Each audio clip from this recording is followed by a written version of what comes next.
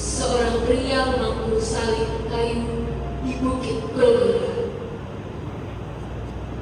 Namun, salib tidak selalu terbuat dari kayu,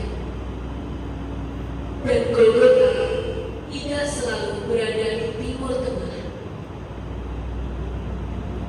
Seringkali salib itu terbuat dari angka-angka di atas kertas, dari tatapan kecewa di rumah, dari bisikan teman yang merendahkan, dan dari layar ponsel yang menyala di tengah malam.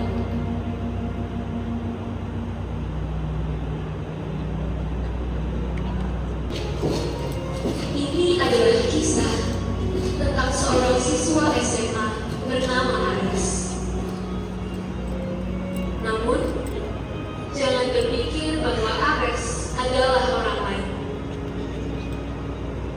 Bisa jadi Ares adalah anak Anda, murid Anda, atau mungkin dia adalah Anda. Dan di balik seragam yang rapi itu, banyak kelelahan dan keluhan yang ditampung dalam dirinya.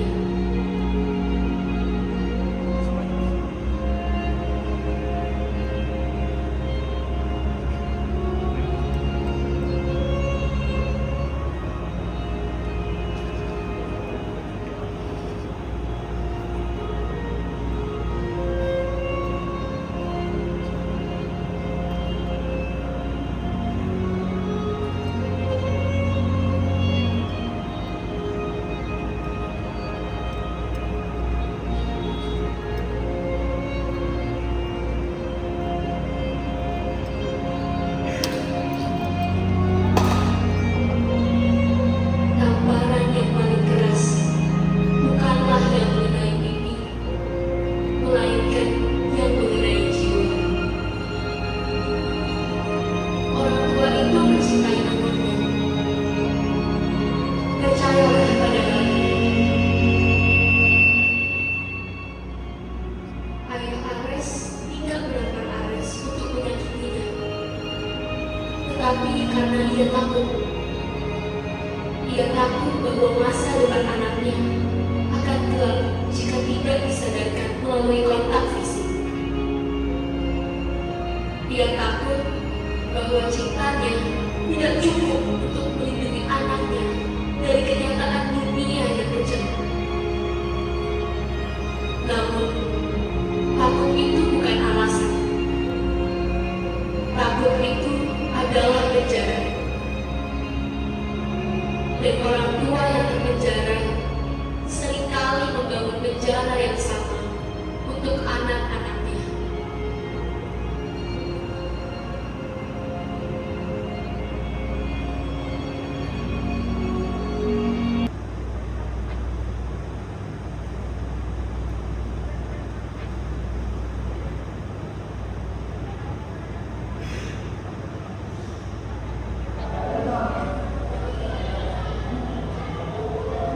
Sekolah,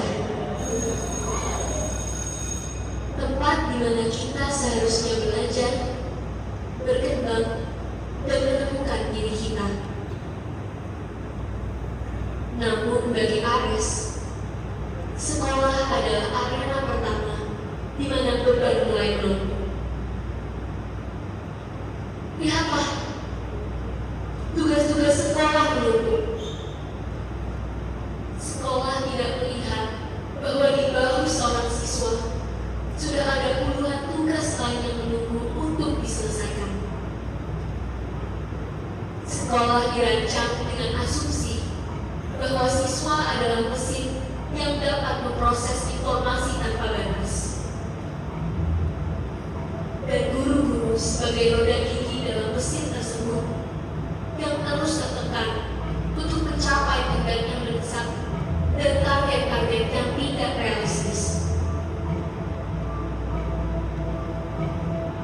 Tantangan-tantangan yang terjadi di sekolah tidak sesederhana tugas yang menumpuk. Lihatlah seorang siswa bertubuh kecil dan tampak culun itu. Namanya Vito. Ia dibully, direndahkan,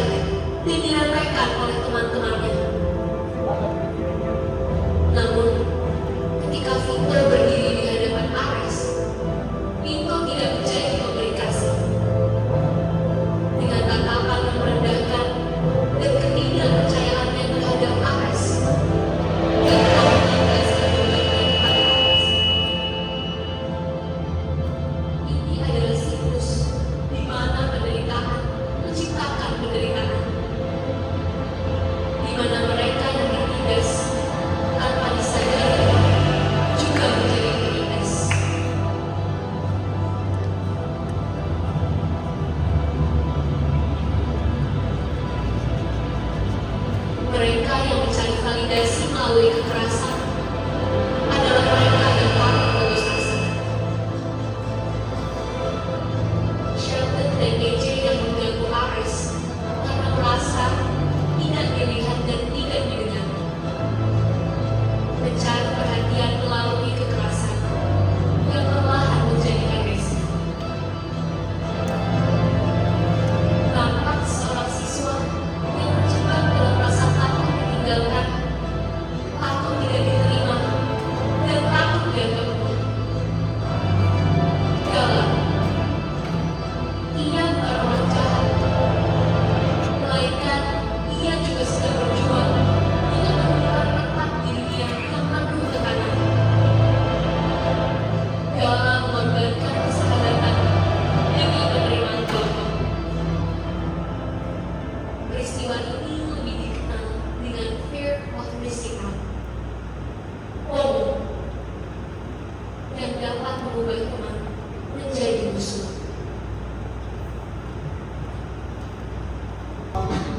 Bahkan dalam kemalasan, bahkan dalam ketidakpedulian, ada pertahanan yang kuat.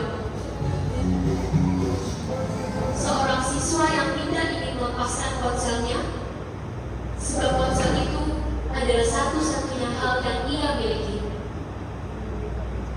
Namanya Beto.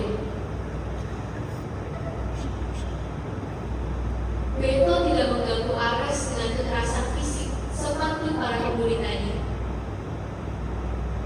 Beto secara tidak langsung mengganggu Ares dengan janji-janji bahwa ada cara untuk melarikan diri dari semua ini. Teknologi, alat yang seharusnya membantu kita terhubung, berkomunikasi, dan belajar. Namun, di tangan mereka yang putus asa, teknologi menjadi obat yang mematikan rasa selama berjam-jam.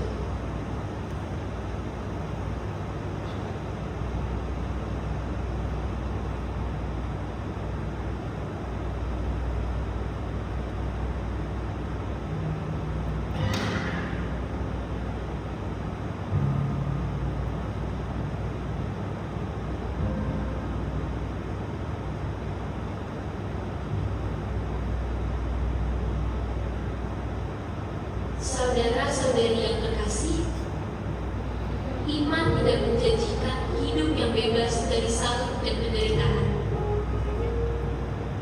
Salib bukan sekedar bongkahan kayu, melainkan simbol dari setiap ekspektasi yang melelahkan dan tanggung jawab yang menuntut. Seringkali, hukuman mati kita berupa label, cap dari sesama, atau standar tinggi yang kita buat sendiri. Lihatlah apa yang telah kita saksikan hari ini. Ares menerima tamparan dari ayahnya yang takut, kekerasan dari teman-teman yang juga sedang berjuang,